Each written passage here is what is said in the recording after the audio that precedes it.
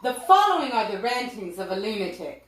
The opinions expressed are incendiary on Earth and capital offenses in the more civilized sectors of the galaxy. Furthermore, the advice given has been conceived in the mind of a man known to often speak uncomfortable truths and should be heeded at your own peril. That's true, you know. That's true. All right, so I'm Barry. A lot of you might know that. If you don't, I'm Barry. I'm going to go back to the First Amendment Day kind of words. This assault on our words. We are under attack. Make no mistake about it. And they can't get to our second without going through the first. And it's just, this is just Marxist 101, the method of their attack. And I'm going to get to that probably in another video. But before I do, I want to just, I've talked about a little bit, well, maybe more than a little bit, I've talked about why I decided to do this, but this just reinforces it. This is a clip from a friend of mine's show, and at one time he had a really large YouTube channel. Before YouTube struck him down, he was up around 1 million followers. Now he's still doing all right for himself, don't worry about him, but that's dumb. But now he mostly streams on D-Live, but I'm going to play this clip for you, and then we'll get into it. These countries where it's nothing but fighting and killing over there. They over here now upset with this country and talking about this black folks. This is how the Muslims are trying to take over and, because everything, a lot of see, the shine, let me tell you about these shines. The shine they're so lost and screwed up. Everybody's using them and using their emotions just to take over their shit, just to ease on in here. The Democrats started all this, but Joe let the cat out of the bag. He really likes Hispanics way better than he likes the blacks because they're just more diverse and they're just better. They're better at everything. Blacks just a monolith. We just give them racism. Y'all come to the mic, go to the polls. A racist. Trump's a racist. Go vote for Trump. Go vote against Trump. Vote for the segregationist, the pedophile. But these sand niggas over here they are talking about Black Lives Matter in this country, Send the Black Lives Matter because that's important to us. Because the cops are fucking killing black people in America today. But the same shit is happening to the Oromo people in Ethiopia. The same fucking system is killing the Oromo people. With that being said, fuck Ethiopian government, fuck 12, fuck the police, fuck the American system, fuck everybody, fuck Trump, fuck every single person who's supporting a systemic oppression against any human being in this world. Fuck Israel, fuck everybody, and fuck everybody who's silent. Fuck silent majority. Fuck the silent majority. Thank you. Thank you so much. Y'all hear that? I heard it. Fuck the silent majority. The silent majority will kick your ass. Did you see that fight? Didn't I just play that fight earlier? Didn't I just play that? That's to them people, that small minority of people that are right now doing all the loud talking, all the screaming, all the rioting, tearing up all this bullshit. That small minority of people that the media is giving all this clout to and all the corporations are giving all this clout to, this is how everyone in this country is feeling right now, that everyone is on the side of, they tired of this racism, and the media is trying to sell us that the country is racist, that President Trump is racist. You got ugly-ass, bald-headed Joanne Reed from MSNBC saying that this country has never been so... That ugly, bald-headed bitch. You kidding me? Come on, man. But anyhow, that's truth. And you heard what she said. These people, I played that clip from the NFAC, Scary 22 guy, Squirrel Gun guy. But anyhow, it's the same thing. These people, they want you dead. It's just that simple. And these are straight communists, and they will stop at nothing to see you gone. So anyhow, that was I thought that was pretty interesting. But anyhow, that's not why we're actually here today. But I wanted to play that clip because I had seen it in a show. I think that was from Friday night. All right, so we're here. We're back on the first, and these crazy made up terms that they use, like hate speech. There's just no such thing as hate speech. Look, a person here in America, anyhow, thank God. I don't know what they'd do with me if I couldn't. You have a right. Hate speech is just hateful speech, which I try not to be hateful, but I like to tell shit how it is. I don't really put no sugar on my words, if you follow me. But it's just people if somebody's a dickhead, they would like to legislate that out from their perspective. You understand? Of course, everything from their perspective. They don't see how this could turn back around on them, I suppose. So anyhow, redefining words, adding words to it, and just rearranging words. It's important that we have defined words, because this is what enables us to have civil discourse and debate and come to terms. But if we're not speaking the same language, I guess you could say, they just want to change the language, then let me check my notes here. But of course they don't want to debate. This is designed, these redefining of words, they're designed to shut down debate, because what they know is that their ideas can't stand the light of day. And so they have to, they redefine the terms, basically. They want to just renegotiate the contract midway through the terms. But it's a conscious effort to shut it down. But they've got these crazy positions. They want to defund the police, but at the same time they want to have safe spaces. They want open borders, but also they want a welfare system. So it's just craziness. But we've got the second, and it's standing in their way. But they again, it's redefining terms. They would like to see a well-regulated militia to be government inspected and approved militia. That's just not. That's not the Second Amendment. I think I've touched on this before. Is a part of our system of checks and balances. So that the government approving it is really not going to work for me. Let's see. Where was he at?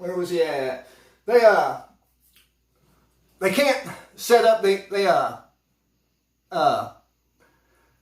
racist. They like to throw this around at you, and that's what we say to that. But they and scream everything is racist, and they have to do that because, as I said, their points can't stand the light of day. And so they like to set up these straw man arguments too, and dog whistle. Everything's a dog whistle to them. Everything's a dog whistle. So when you say "Make America Great Again," they say that you meant "Make America White Again." Well, no, I meant "Make America Great Again." I've been over this. I don't know how many times I got to say this. I don't care what color the American is. Everybody else, as long as there's one American in need, everybody else out there in the world, they can all just, fend for themselves. They have to take care of their own, because we got Americans here that need help. When you say, back to the good times, the good old days, they say, back to a racist America when, when women were barefoot and pregnant, was whatever, that's all right, maybe, but a woman's free to do what she wants to do. It ain't nothing to me. But that's not what you mean at all. You mean, when manufacturing jobs were here, when we were making our own stuff, and kids could play outside and did. This one of the worst things to ever happen, really, to our society is, this what I'm doing right now, but it's out there now. You can't put the genie back in the bottle. Is this social media thing, which up until about 2 weeks ago or something, about a week before I made my first YouTube video, I had never been to Facebook or Twitter. I still ain't been on Twitter, but I'm thinking about setting up an account because I just feel like making some damn noise. These people think we're afraid of them, and we can't let they're getting way too bold, and it's going to be. This is all I know to do right now without a lawful order. Anyhow, I'm not. Like I said, I could think of lots of things I could do, but I'm sure hoping that it doesn't become necessary to do those things. But anyhow, I digress. But good old days, manufacturing and kids played outside. I was going somewhere with that. Oh yeah, I was going to say that the video game, social media, and whatnot. When I was a kid, anyhow, we didn't have that. In my entire life, I bet you I've not spent 2 hours playing video games, and in part because the kids made it not very fun. We used to play. I played just a little bit at Killer Instinct, and they just pinned me in the corner and beat shit out of me, so it wasn't much fun. So I never got into the video game thing, and until the media started talking about how they thought maybe I was afraid. I the social media just wasn't my thing. If I wanted to see somebody, I would get in my truck and go see them. So, I mean, there's that. Where was we at? I digressed a little bit and got a little lost in my notes there. Give me just a second here. Where was we? Where were we? Let's see, we touched on that. Immigration. When you say you want secure borders, you know, and use well, you're a racist. No, I don't want Europeans coming. I don't want the frogs coming here anymore. I don't want the spics coming. Come on now. I mean, Jesus. And that's where I don't throw some words around just because I can. But although frogs, I kind of like that one. I ain't never been a big fan of them people. But you have a right. You don't just have a right. You have a duty to know who's coming in your country. If you came home from work one day and there's some dude sitting on your couch and you said, "Hey man, who are you?" And he's like, "Oh, hell with you, man. Give me a beer."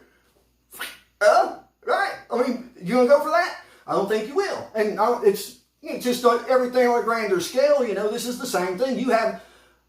Our government has a duty to us to know who's here and what they're doing. And having said that, we'll touch on this for just a second. I would be okay with a system of self-deportation where you check in with your embassy. Say you're here from Guatemala and you've been here for, I don't it doesn't matter if you got here yesterday or 10 years ago. You know, you came in illegally. You go to the Guatemalan border or embassy, and now you're standing in Guatemala then. And you say that, my name is, and I live at, and I work at, and they say, okay, dude, just, make sure you're at work Monday morning. And then you can run a little bit, and there's no path to citizenship like that, of course, but at least you're getting an idea of who is here. And you, after say maybe 6 months goes by, you put this out here, self-deport. And after 6 months goes by, if somebody hasn't self-deported, you pick them up. Bam, baby, hit the fucking road. So there's that. Again, I digress a little bit, man. So I've got lost in my notes again. But and that's not a racist term when you say, I mentioned the frogs. Of course, I'm talking about the French. That's a derogatory term for French. I'm going to start throwing some derogatory terms around just because, fuck them. You can tell me what I can say. You put words in my mouth. I'm not going to use your words. I'm going to use my words, even if I don't like them. So, it's not brown people. This is I guess, to me, it's the left projecting their own soft bigotry and racism on us because they see everything. They think that, only a brown person can be illegal. Well, that's not true. There's lots of Europeans here that have overstayed work visas and whatnot. And hell, they come here on travel visas like they're saying they're supposed to be here for vacation. And 5 years later, they're still on vacation. So these people need to go. Or as I said, if they're not being a menace to society or sucking up the welfare system. See, that's another thing. You can't come here as an immigrant and just immediately be a drain on the system. It's like I said, these people, they want open borders and welfare. You can't.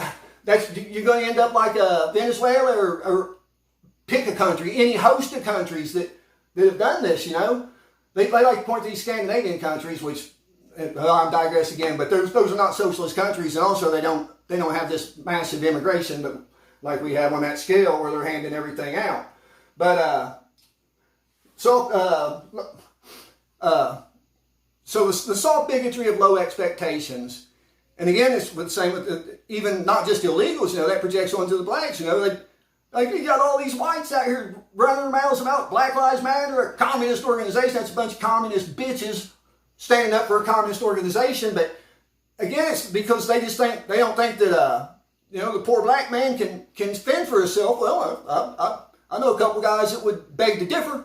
And it's the same with grades. They want to, instead of trying to improve in the education system, maybe, I don't know what you got to do. Try a different method. Just get them to actually do their work. Instead of trying to bring the student up, they want to bring the test down to the student.